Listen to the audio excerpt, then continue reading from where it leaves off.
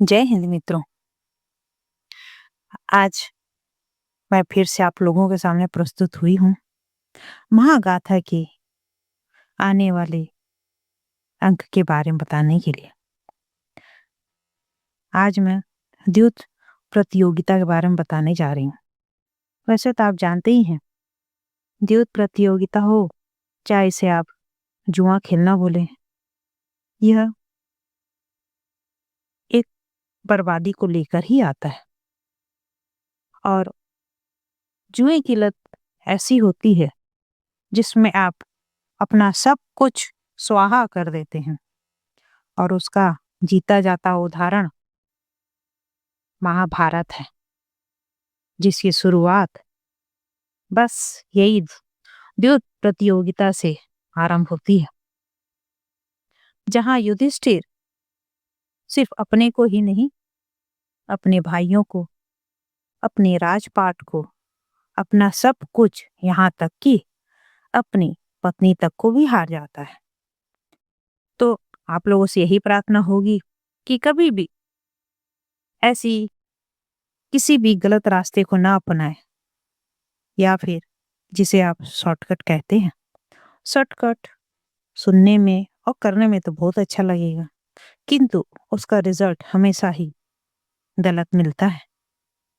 तो आइए चलते हैं महागाथा की ओर, जहां पर अब विनाश की शुरुआत होने वाली थी, जो एक द्यूत प्रतियोगिता के रूप में सामने आने वाली थी, जिससे होने वाले महाभारत की चेतावनी से हर कोई अनभिज्ञ था। पांडवों को कौरवों से हस्तिनापुर आकर पासों की बाजी खेलने अर्थात दूत प्रतियोगिता का निमंत्रण मिलता है। युधिष्ठिर ने निमंत्रण इस कारण से स्वीकार कर लिया था कि उसे ठुकराना अशिष्टता मानी जाएगी। हालांकि स्वीकृति का असली कारण युधिष्ठिर का द्यूत प्रेमी होना था, और कृष्ण को कौरवों द्वारा निमंत्रण देने अथवा पासों के खेल के लिए पांडवों के राजी हो जाने का भान ही नहीं हुआ। वह तो शाल्व एवं दंतवक्र के आक्रमण से द्वारका को मुक्त कराने के लिए डटी हुई थी। इन दोनों ने शिशुपाल एवं जरासंध की हत्या से क्षुब्ध होकर द्वारका पर आक्रमण किया था। प्रतियोगिता के दिन द्रौपदी को माहवारी हो रही थी, इसलिए वो स्त्रियों के प्रासाद में कोने के कक्ष में परंपरा अनुसार अकेली आराम कर रही थी। कृष्ण से बिना बात किए और अपने साथ द्रौपदी के चलने का इंतजार किए बिना ही पांडव दूत की क्रीड़ा के आगार में घुस गए। पांडवों की ओर से युधिष्ठिर एवं कौरवों के लिए शकुनी ने पासे फेंकने शुरू किए, तथा द्यूत क्रीड़ा चौपड़ पर खेली जाती थी, और जिसे पासे फेंककर उसके अनुसार गोटियां आगे बढ़ाई जाती थी। प्रतिद्वंदी की गोटियां मारकर जो प्रतियोगी पहले अपनी गोटियां पुगा लेता, वही बाजी का विजेता घोषित होता। इसमें भाग्य एवं कौशल दोनों ही महत्वपूर्ण है। ये कौशल दरअसल प्रतिद्वंदी की गोटी मारने के हिसाब से पासे फेंकने में निहित है। खेल को दिलचस्प बनाने के लिए हर एक दांव के पहले ही दांव पर लगाई जाने वाली वस्तु तय कर ली जाती थी। आरंभ में दांव पर छोटी छोटी जैसे छतरी, गले का हार आदि ही लगाए गए।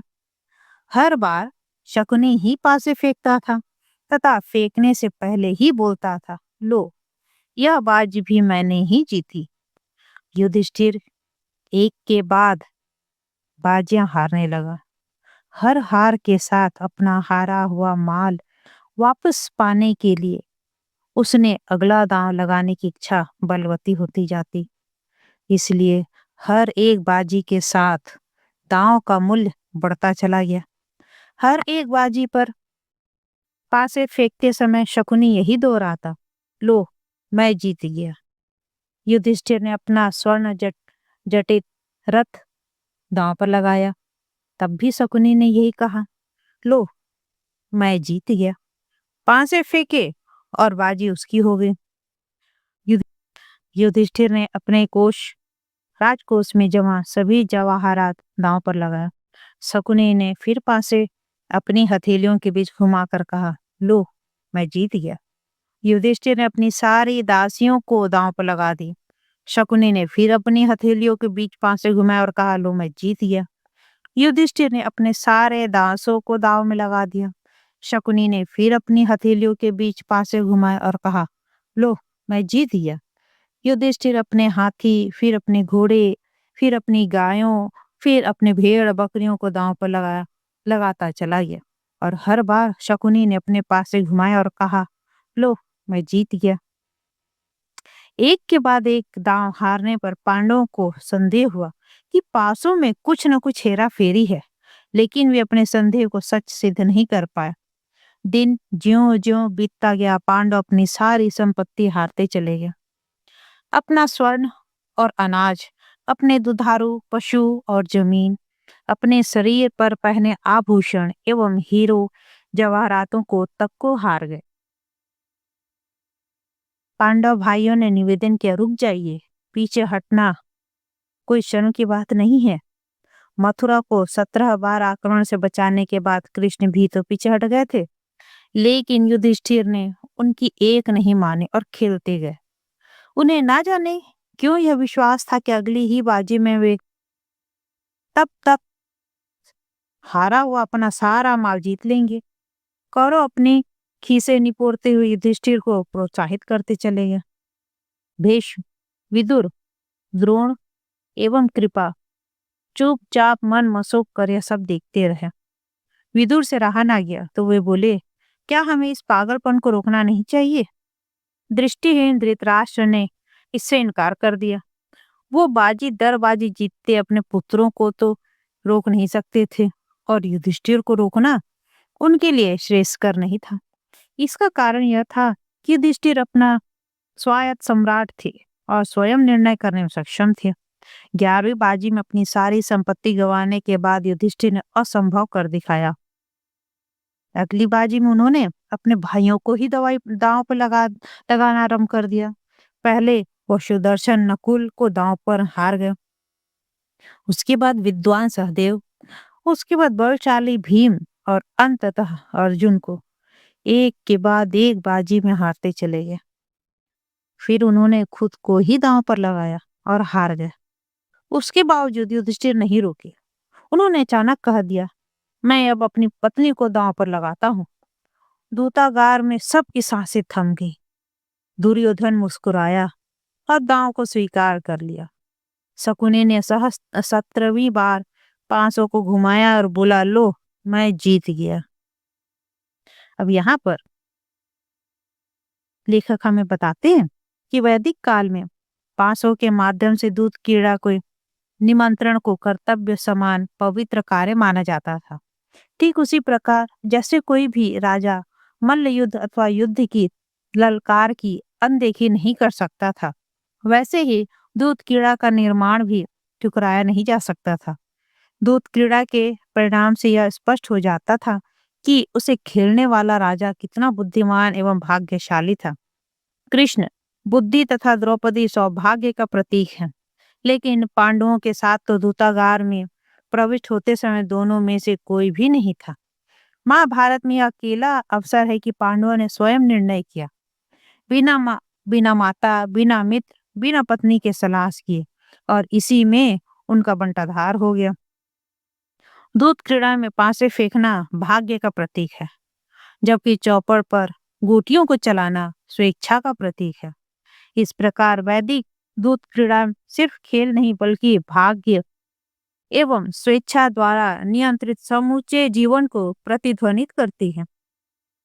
यह माना जाता है कि जीवन में के खेल में भाग्य और मृत्यु के देवता यम पासे फेंकते थे, और जीवन एवं वासना के देवता कामदेव के निर्देश के अनुसार मनुष्य के पास गोटियां चलने की शक्ति थी।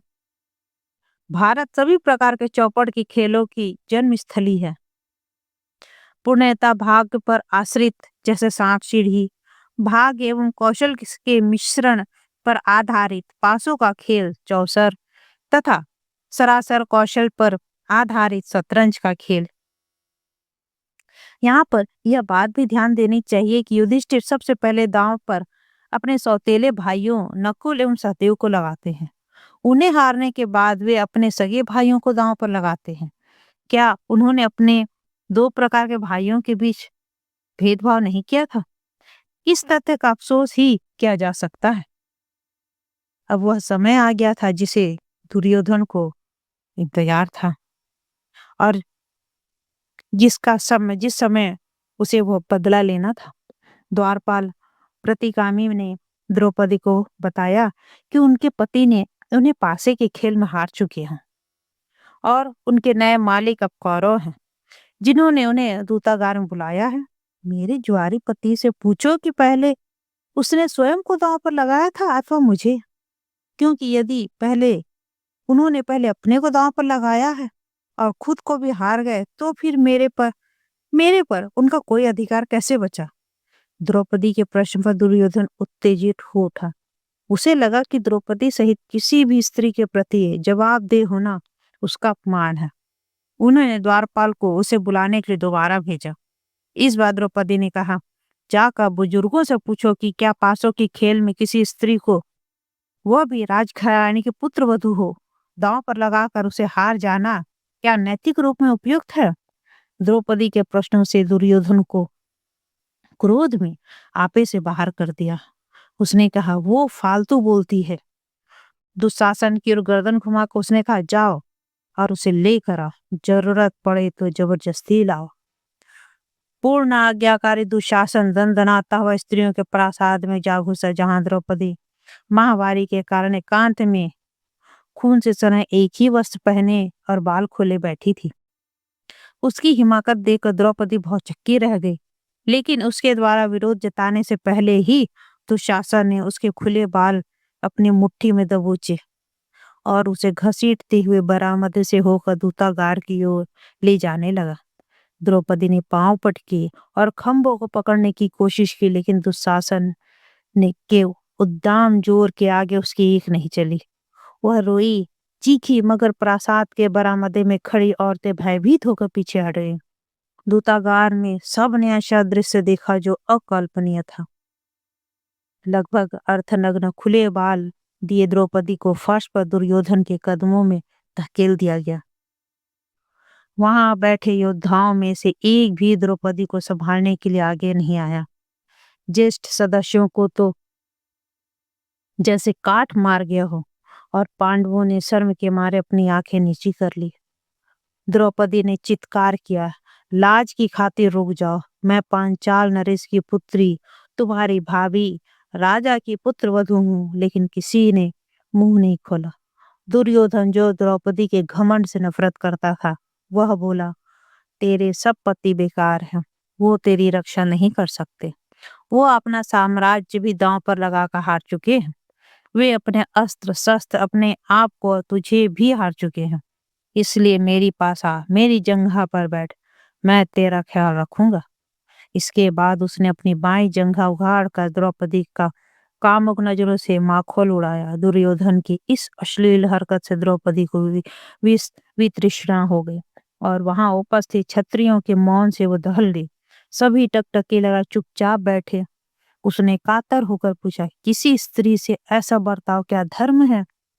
कौरवों में कनिष्ठ विकर्ण ने कहा, युधिष्ठिर पहले ही स्वयं को दांव पर लगाकर हार चुके थे, इसलिए उनका किसी पर कोई भी अधिकार नहीं बचा था और वे द्रौपदी को भी दांव पर नहीं लगा सकते थे। कर्ण ने इस पर प्रतिवाद किया, छोटे राजकुमार, तुम किसके साथ हो? तुम्हारे भाइयों ने कोई भी कानून नहीं तोड़ा। जब कोई व्यक्ति स्वयं को दूत क्रीड़ा में हार जाता है तो उसका मालिक ही उसकी पत्नी सहित सारी चीजों का मालिक हो जाता है। इस प्रकार अपने पतियों के गुलाम बनते ही द्रौपदी भी कौरवों की दासी बन गई। इसके बावजूद उस पर तरस खाकर द्रौपदी पर अलग से दांव लगाने दिया गया, हालांकि इसकी कोई आवश्यकता ही नहीं थी। अपनी अपरिपक्वता में तुमने अपने निर्णय पर भावनाओं को हावी होने दिया। फिर वो द्रौपदी की ओर देखते हुए बोला, प्राचीन नियमों के अनुसार कोई भी स्त्री अपने पति की आज्ञा पाकर 4 पुरुषों से संसर्ग कर सकती है, लेकिन तुम्हारे तो 5 पति हैं। इसका अर्थ है कि वेश्या हो, सार्वजनिक भोग्या। अपने मालिक की मर्जी तुम्हें माननी पड़ेगी उल्लेखनीय है कि कर्ण को द्रौपदी ने अपने स्वयंवर में भाग लेने के लिए अयोग्य घोषित कर दिया था। दुर्योधन ने दर्प से अट्टहास लगाकर कहा, हम तुम्हारे साथ मनमानी कर सकते हैं। मेरा आदेश है कि मेरे सभी 6 दासों के वस्त्र उतार लिए जाएं। जब पांडवों ने सिर झुकाकर उसकी आज्ञा का पालन किया, अपने शरीर के ऊपरी व निचले हिस्से के वस्त्र उतारने लगे, द्रौपदी उनके दुर्भाग्य पर बिलख उठी। दुर्योधन ने द्रौपदी को इशारा करके कहा, इसे भी उतारो और दुशासन इसको भी वस्त्रहीन कर दो। संसार को हम नई दासी का अप्रतिम सौंदर्य देखने दो। दुर्योधन के निर्देशों से सभी अवाक रह गए। कोई भी उठकर कुछ नहीं बोला। पांडवों की तो कुछ बोलने अथवा विरोध करने की भी हैसियत ही नहीं थी और ज्येष्ठ जनों को लगा दुर्योधन धर्मानुसार आचरण कर रहा था। धृतराष्ट्र के राजा होने के बावजूद इसलिए कुछ नहीं कहा कि वो अपने पुत्रों से अत्यंत प्रेम करता था और उनमें कोई दोष ही उसे महसूस नहीं होता था। भीष्म, द्रोण एवं कृपा अपनी भावनाओं को नियंत्रित करने में लगे थे। किसी नियम का उल्लंघन ही नहीं हुआ था तो उन्हें विरोध का कोई कारण नहीं सूझा। द्रौपदी ये समझ गई कि वो निपट अकेली एवं असहाय थी। दुशासन ने जैसे ही उसका चीर पकड़कर खींचना शुरू किया, उसने अपने दोनों हाथ स्वर्ग की ओर ऊपर उठाकर याचना की, मेरी रक्षा करो प्रभु, अब बस आप ही मेरे तारणहार हो। उसका क्रंदन वैकुंठ तक पहुंच गया। दूतागार में खंबे भी रोने लगे। आकाश पर अंधेरा छा गया। शर्म के मारे सूर्य भी छिप गया। तभी कुछ हुआ, कुछ सचमुच चमत्कार। दुशासन जैसे जैसे द्रौपदी का चीरहरण करता गया, वैसे ही उसका चीर बढ़कर उसके शरीर को ढकता गया। द्रौपदी के शरीर से खींचे चीर का ढेर जमीन में से ऊंचा उठता गया, मगर दुशासन उसे निर्वस्त्र नहीं कर पाया। उसकी अस्मिता बरकरार रही। ये तो अविश्वसनीय था, निसंदेह यह चमत्कार था। तर्क, अंतरिक्ष एवं काल की अवहेलना करता ईश्वरीय कृत्य। ईश्वर द्रौपदी के साथ एवं कौरवों के विरुद्ध था। मनुष्य से निराश होकर भगवान स्वयं उठ खड़े हुए। द्रौपदी ने क्रोध से लाल पीली होते हुए कहा, कौरवों को अपने अपमान के लिए मैं कभी भी क्षमा नहीं करूंगी। मैं जब तक अपने बालों को दुशासन के खून से नहीं धो लेती, तब तक इन्हें बांधूंगी भी नहीं। भीम अब और चुप रहकर बर्दाश्त नहीं कर पाया और मैं एक एक कौरव को मारूंगा, दुशासन का खून पीऊंगा तथा दुर्योधन की जंघा को तोड़ूंगा, जिसके माध्यम से उसने मेरी पत्नी का अपमान किया। उसकी आवाज की गरज से आगार में रखे पासे कांपने लगे और चौपड़ में से आग की लपटें लपलपाने लगी। आगार के बाहर कुत्ते रोने लगे, गधे रेंगने लगे, बिल्लियां पिपियाने लगी। यह सुनकर धृतराष्ट्र मन ही मन भयभीत हो गया। विदुर ने अपने भाई से कहा, भगवान तुमसे और तुम्हारे पुत्रों से क्रोधित है। परिस्थिति को और अधिक बिगड़ने से बचाने के लिए इस पागलपन को रोको। दृष्टिहीन राजा चिल्लाए, रुक जाओ, द्रौपदी अपनी जीभ पर आए हुए शाप को रोक लो। उसके बाद वो कपकपाते कदमों से द्रौपदी की ओर आए और बोले, मुझ पर लानत है कि मैंने इन परिस्थितियों को इतना अधिक बिगड़ने दिया। मुझ पर लानत है कि मैंने ये घृणित खेल जारी रहने दिया। मुझ पर लानत है कि मैंने इसका आनंद उठाया। मैं बूढ़ा और दृष्टिहीन तथा बेवकूफ हूँ, मेरी खातिर उन्हें क्षमा कर दो। मैं तुम्हें 3 वरदान देता हूँ, उन्हें मांग कर यहाँ से शांतिपूर्वक चली जाओ। द्रौपदी सिसकाना बंद करके बोली, पहले वरदान के अंतर्गत मुझे और अपने पति क्योंकि मुक्ति चाहिए और दूसरे में मैं चाहती हूँ कि उनकी सभी वस्तुएं उन्हें वापस दे दी जाए और तीसरा वरदान कुछ अपने लिए भी मांग लो। द्रौपदी ने कहा, कुछ भी नहीं। क्षत्रिय की पत्नी के लिए लालच करना शोभनीय नहीं है। पांडव जैसे ही मुक्त हुए और अपने शस्त्र बटोरकर अपनी पत्नी के साथ वहां से जाने लगे, कर्ण तिरस्कार पूर्वक हंसा और चिल्लाया, डूबते हुए पांडवों ने द्रौपदी रूपी तिनके का सहारा लेकर जान बचाई है।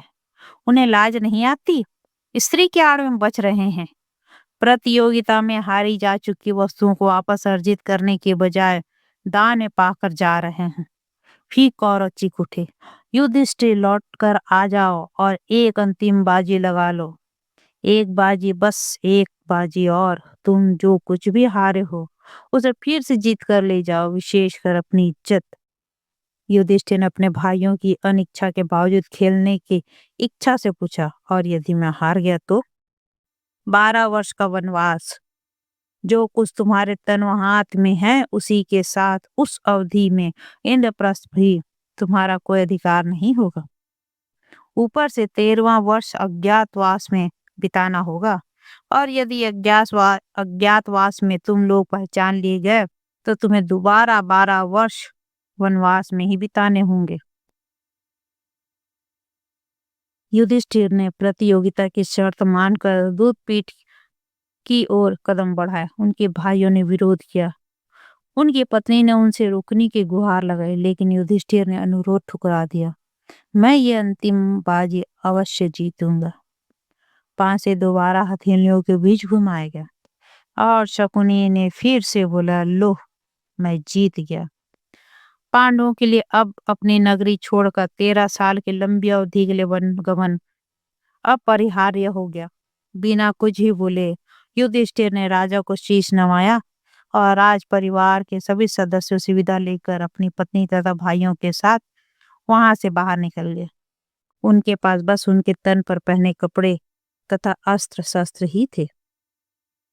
धृतराष्ट्र को उनके रथ चालक संजय ने बताया कि राज प्रासाद से निकलते समय युधिष्ठिर ने अपनी आंखें कपड़े से ढक ली, ताकि उनकी क्रोध की जलती आंखों से के दृष्टिपात से हस्तिनापुर जल का भस्म न हो जाए। भीम ने अपने बाजू फड़फड़ा गए, जो हर एक कौरव की हड्डियां तोड़ने के लिए मचल रहे थे। अर्जुन ने मुट्ठी भर रेत उठाई और उसकी लकीर बनाता हुआ निकल गया, जो इस बात का प्रतीक थी कि अपने परिवार से दगा करने वालों पर लाखों बाणों की वर्षा हो गई। नकुल ने अपने शरीर पर मिट्टी पोत ली, ताकि कोई भी सुंदरी उसके पीछे पीछे जंगल में न चली आए। सहदेव ने शर्म से आहत होकर अपने मुंह पर कालिक पोत ली, और द्रौपदी ने अपने खुले बालों को मुंह पर लहराने देकर ऐसा विकराल रूप बनाया, जिससे उस नगरी की स्त्रियां अपने भविष्य की आशंका से कांप उठी। उनके वहां से निकलते समय कुंती भी दौड़कर अपने पुत्रों के पीछे हो ली।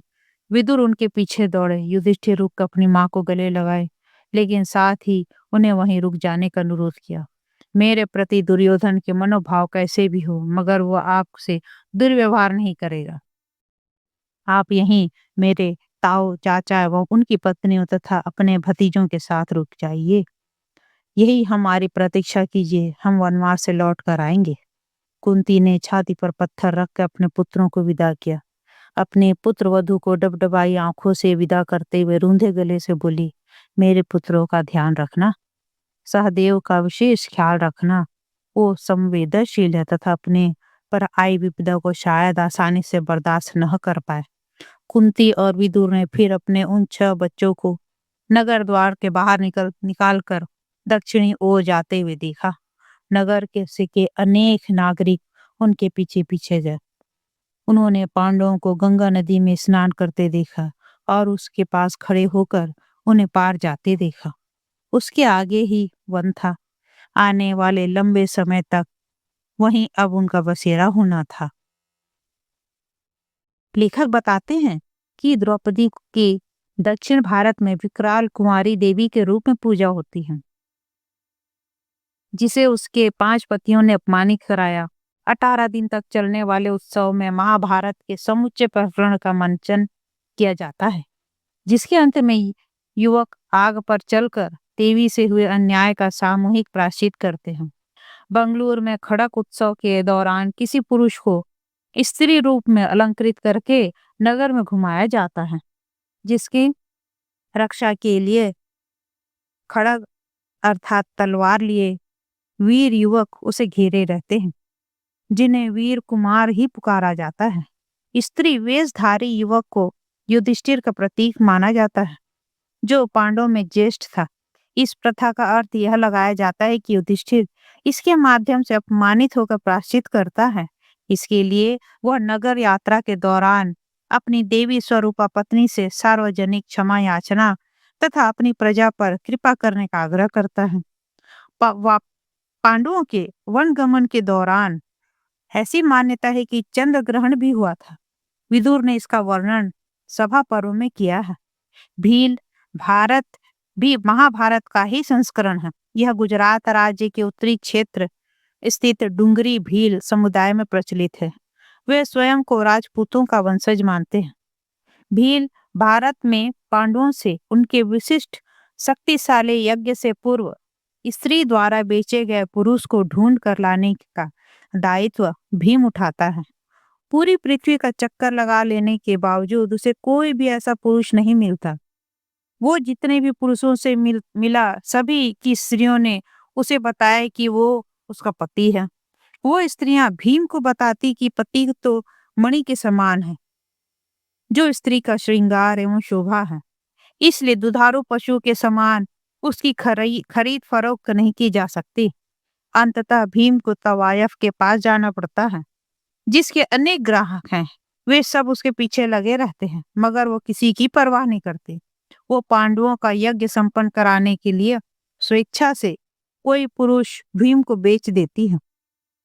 डॉक्टर भगवान दास पटेल द्वारा संकलित ये प्रसंग द्रौपदी को दूत क्रीड़ा में उन पांडवों द्वारा दांव पर लगाने जिन पर उनकी रक्षा का भार था की प्रतिक्रिया संबंधी लोक कथा में वर्णित किया गया प्रतीत होता है। उन्होंने द्रौपदी को अपनी पत्नी नहीं बल्कि चल संपत्ति की तरह दांव पर लगा दिया था। इस प्रकार द्यूत क्रीड़ा में जो घटना नहीं होनी चाहिए थी वह घटना हो गई, जो महाभारत की शुरुआत का लक्षण दिखने लगा था, जिसमें अब अगले अंक में आगे क्या होता है वह मैं बताऊंगी। तब तक के लिए जय हिंद, जय भारत, धन्यवाद।